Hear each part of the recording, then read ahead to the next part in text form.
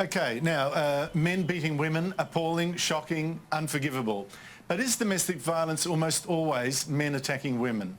Absolutely not. I mean, in fact, we've got now nearly 40 years of research, 1,700 peer-reviewed papers saying that most violence in the home is two-way violence. It's violence involving both women and men being violent towards each other. That's what the research says. And yet we have, our whole country has been captured, including our Prime Minister, by this crazy analysis which assumes it's all about a gender, it's all about men doing something to women, and totally ignoring the fact that the research, that isn't what the research shows. Even research in Australia clearly shows that what children in violent homes are actually witnessing is their mothers and their fathers having a go at each other. Only a small proportion of children in violent homes actually see dad attacking mum. So it's a real distortion of what's happening to kids, and that's one of the things that really bothers me. This is Bettina Arndt, featured here on the Bolt Report on August 22nd this year. She's worked as a clinical psychologist, written and published extensively about issues of sexuality, and has appeared regularly in the media. More recently, she's turned her attention to fighting the powerful influence peddling of the Australian domestic violence lobby, publishing a number of articles in the Australian newspaper this year. I want to focus on one of those articles that appeared in the Australian on July 9th. Public money wasted on domestic violence organisations. For years now, all the key players in our well-orchestrated domestic violence sector have been singing from the same page, happily accepting government money to promote the idea that domestic violence is all about dangerous men terrorising their partners. Malcolm Turnbull is on record boasting that the government is spending hundreds of millions of dollars on domestic violence, a tribute to the grip that this powerful lobby group has on this country. But a few cracks are appearing. And if you click on the card in the top right corner, it will take you to one of the first videos I ever made that touched on this very issue of Australia's Prime Minister buying into the bullshit domestic violence narrative peddled by man-hating feminists. Recently, an extraordinary article was published in Sydney's The Daily Telegraph, written by Nina Funnell, who's built a career on being a sexual abuse survivor. In her article headlined, "Why You Should Never Give a Cent to White Ribbon," Funnell took issue with the suggestion that Eddie Maguire should be required to donate $50,000 to White Ribbon as penance for his remarks about Melbourne sports journalist Carolyn Wilson. Now, I'm not going to go into details about the Eddie Maguire case, but a quick summary is that he made a joke about holding the head of a female journalist underwater with whom he'd had a long-running feud with, and of course, the Fright Bats freaked out and claimed that this promoted violence against women, and that men would rush home to beat the crap out of their wives and partners, which of course is nonsense. Anyway, Funnell says she and many other survivors won't give a cent to White Ribbon because it's just a fundraising club that made some blokes and a whole lot of politicians feel good. It's just a redemption industry, says Funnell. The reality is that much of White Ribbon's $3.7 million annual revenue is spent on self-congratulatory, feel-good talk fests and various other empty virtue signalling initiatives, she wrote. Very little of White Ribbon's sorry money is spent on services such as domestic violence shelters, says Funnell, who has served on the boards of organisations supporting the shelters.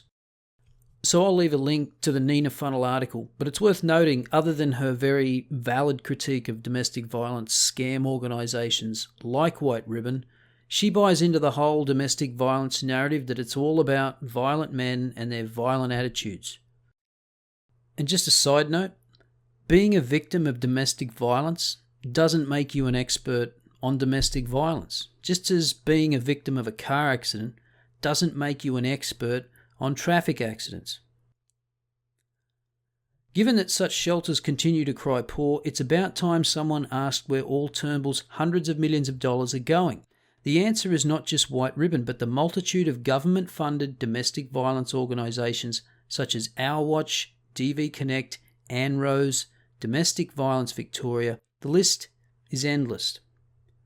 What started out as a sensible campaign to raise money for an important cause, providing support for battered women, has morphed into a huge propaganda industry determined to promote a simplistic, male-blaming perspective on this complex social issue. Support for the shelters gets little attention from the powerful female bureaucrats running these thriving organisations, which downplay statistics demonstrating women's role in family violence and promote the myth that the only way to tackle domestic violence is through teaching misogynist men and boys to behave themselves. Never mind that this flies in the face of the huge body of research showing most family violence involves aggression from both partners and that sexist attitudes are not a major risk factor for domestic violence in Western countries such as Australia. The Femocrats face a Herculean task denying the reality we see all about us in terms of the real issues that underpin domestic violence in this country, including alcohol abuse, mental illness, and poverty. Violence against women does not discriminate regardless of ethnicity, social status, and geography, Our Watch chairwoman Natasha Stott-Despoja says. Oh yes it does, Natasha. Just look at the neat little map produced by the New South Wales Bureau of Crime Statistics and Research showing prevalence of domestic violence offences across the state. The rate of domestic violence offences in Dubbo and Bourke is 60 times higher than in Sydney's North Shore or eastern suburbs. Now, for those that are not aware, Sydney's North Shore and eastern suburbs are affluent areas of Sydney, and Bourke and Dubbo are small country towns in New South Wales. But I don't know where she got the 60 times greater numbers. I downloaded the statistics associated with the map and found that whilst prevalence of domestic violence incidents are significantly higher in those country areas, Dubbo had domestic violence incident rates 6 to 7 times the North Shore suburbs like Mossman and Manly. The area with the highest prevalence of domestic violence was Walgett, a small town with approximately 48% of its population being Indigenous. And this is not news. It's been well documented that domestic violence is worst in Indigenous communities. So the idea that domestic violence does not discriminate by ethnicity or socio-economic status is actually true in the same way rainfall doesn't discriminate. It falls everywhere in Australia, except that some places get 50 millimetres a year and others get over 3,000.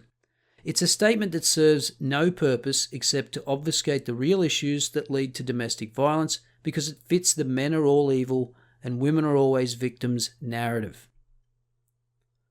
The lobby groups keep themselves busy preparing fudge statistics and cherry-picked research findings to counter evidence produced by the few brave experts who still dare to speak out about the damage being caused by this narrow perspective. Like Jim Ogloff, a world-renowned researcher on violence who's in charge of research at the Victorian Institute of Forensic Mental Health. Ogloff warned the Victorian Royal Commission into Family Violence that it was misleading to suggest domestic violence was caused by patriarchal attitudes, that at least a third of family violence cases involved violent women, that the literature on family violence showed high levels of violence in both female and male partners, and that the message should be that all violence in relationships was unacceptable, irrespective of gender. What a misogynist. Didn't he get the memo that domestic violence is all about toxic masculinity? So I'm going to skip ahead here a little. There's been an amusing postscript to the Funnel article, with White Ribbon Chief Executive Libby Davies leaping into print to say White Ribbon is more than a feel-good boys club. On the contrary, White Ribbon is in the business of prevention, of stopping violence before it occurs, says Davies, and she spells that out very clearly. Our remit is to stop the violence at the source, and the source is men. That led to a fire exchange with Tom Elliott on Melbourne radio station 3AW, in which he called her out on her shameless, offensive lie that the problem was all men. And I've linked that radio broadcast, which is about 10 minutes long, below. And I have no hesitation in saying Libby Davies is nothing but a disgusting misandrist. That's not the only lie, of course. White Ribbon is notorious for fudging statistics. I wrote last year about the blatant misrepresentation of research by the group's head of research and policy, Michael Flood. In particular, the claim that 31% of boys thought it not a big deal to hit a girl. In fact, that is the proportion who believe it's not a big deal when a girl hits a guy. Almost all young men say males hitting females is unacceptable, as Flood later acknowledged. And again, I'm going to toot my own horn here and draw your attention to those exact statistics that I did a video on previously. And now finally, and the most important data point. When a girl hits a guy, it's really not a big deal. Now, look at the percentage of females that agree with this statement. 19%. That's higher than the male agreement for statements about hitting females. So just think about that. Let that sink in. So, there are two key takeaways here. First, a greater percentage of females think it's acceptable to hit males than males think it's acceptable to hit females. Second, you would have noticed that almost 1 in 3 males, or 31%, agree that it's not a big deal when a girl hits a guy. So what this tells you is that males have less respect for each other than they do for females.